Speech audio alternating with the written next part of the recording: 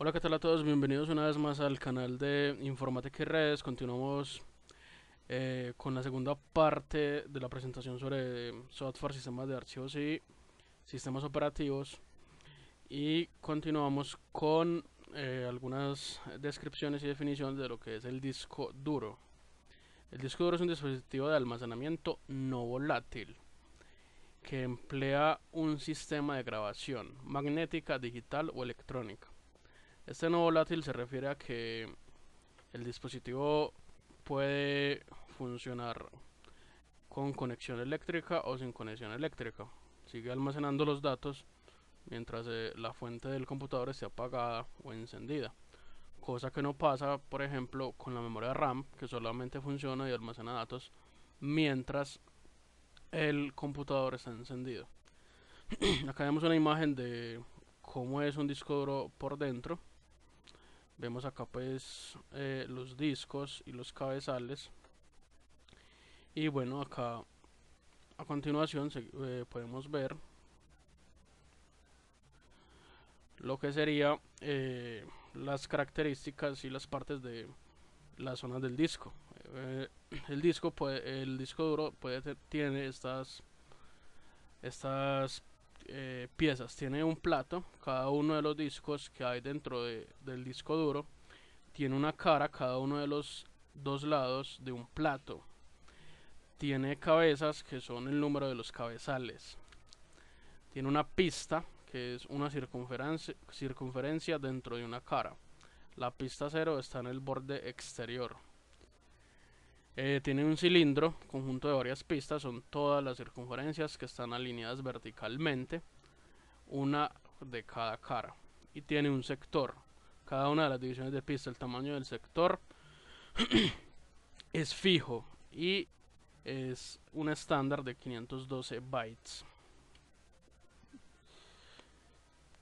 Tenemos unos discos que se conocen como los SSD o discos de estado sólido, que son similares a una memoria RAM. Estas nuevas unidades de almacenamiento intercambian el disco giratorio por pequeños chips de memoria flash para entregar capacidad, siendo innecesario un cabezal para leer datos, ya que todo se hace electrónicamente mediante una controladora y todo es mucho más rápido en un disco de estado sólido.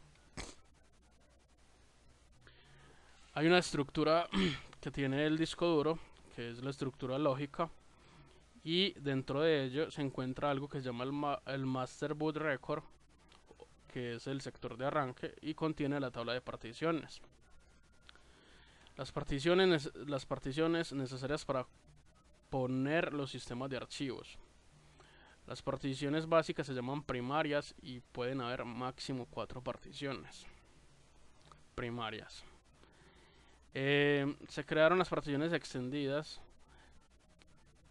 que pueden albergar otras particiones dentro que se llaman las, las particiones lógicas o extendidas. Tenemos los sistemas de archivos que son los mecanismos mediante los cuales se organizan los datos en un medio de almacenamiento. Según la complejidad, su complejidad tiene características como previsión de apagones, posibilidad de recuperar datos, indexación para búsquedas rápidas, reducción de fragmentación para agilizar la lectura de datos, entre otras cosas. Los sistemas de archivos o ficheros file system estructuran la información guardada en una unidad de almacenamiento. La mayoría de sistemas operativos manejan su propio sistema de archivos. Lo habitual es utilizar dispositivos de almacenamiento de datos que permiten el acceso de datos de cadena de bloques de un mismo tamaño, llamados sectores, usualmente de 512 bytes de longitud, que es el estándar.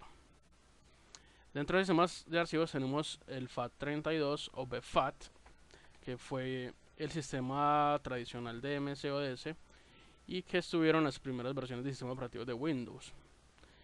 Tienen como debilidad que tienen poca fragmentación y son inestables y solo se pueden hacer este tipo de particiones hasta 8 terabytes. Y bueno, como ya lo dije, es de Windows. NTFS también es de Windows. Y es el nuevo sistema de Windows usado a partir del 2000 y Windows XP. Es muy estable, el problema es que es privativo. Este formato solamente, este sistema de archivos solamente es para Windows. Con lo cual otros sistemas operativos no pueden acceder a él de manera transparente. Soporta hasta 16 terabytes. Tenemos los llamados particiones de extensión 2 y 3 que son de Linux. La extensión 2 era hasta hace poco el estándar de Linux. Tiene una fragmentación muy baja y es muy lento manejando archivos de gran tamaño.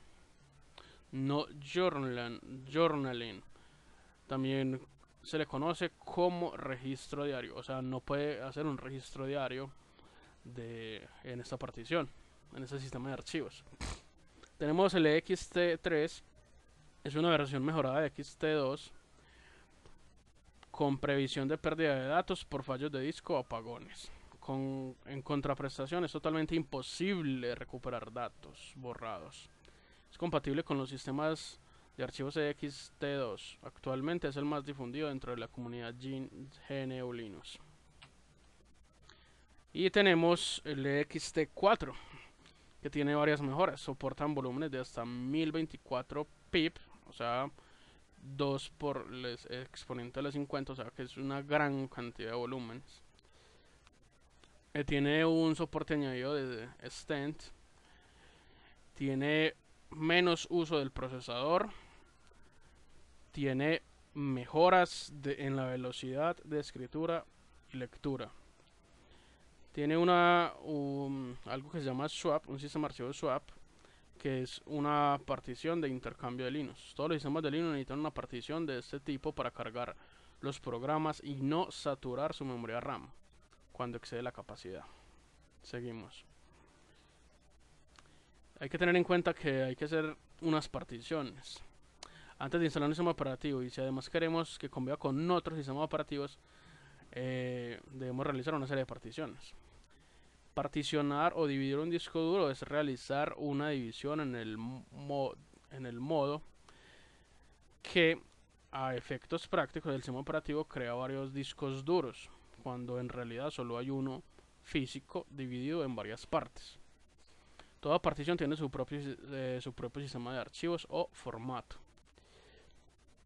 A algún tipo de partición se le da formato mediante el sistema de archivos como FAT, NTFS, ext4, ext3, ext2, FAT32, Razer FS, Razer 4 o algún otro.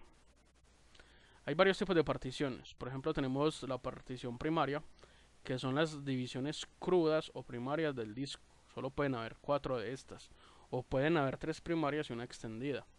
Tenemos las particiones extendidas, también conocidas como particiones secundarias.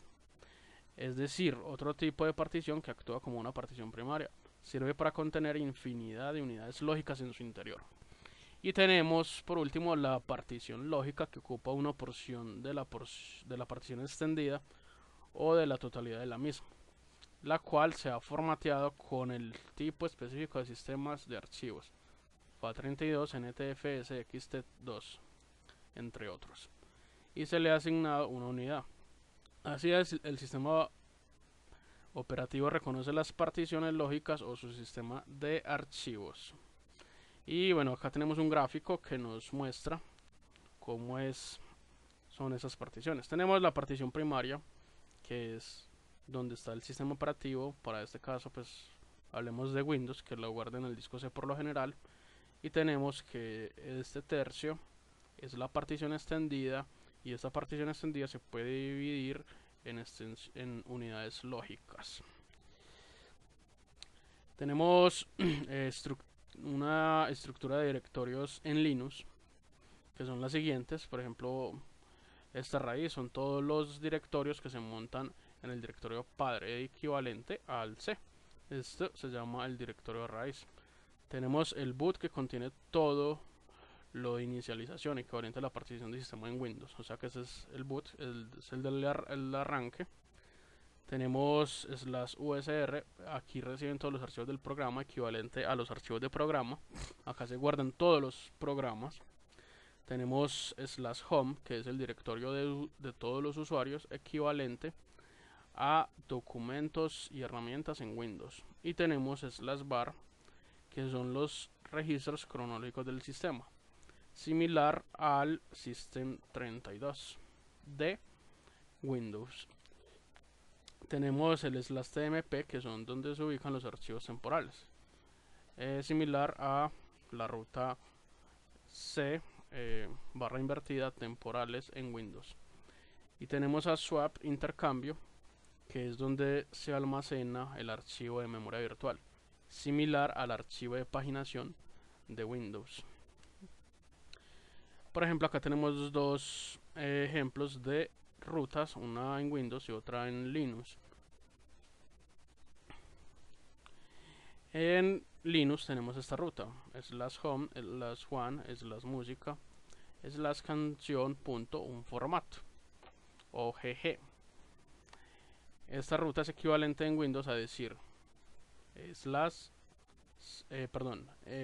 puntos /invertido, documentos y herramientas /invertido one, /invertido mis documentos, /invertido canción o GG.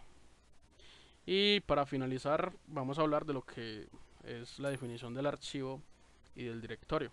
Un archivo es un conjunto de datos que contiene información en común, por ello se agrupan bajo el mismo nombre. El nombre se utiliza para realizar una acción sobre los datos, leer o escribir, entre otros. Un directorio.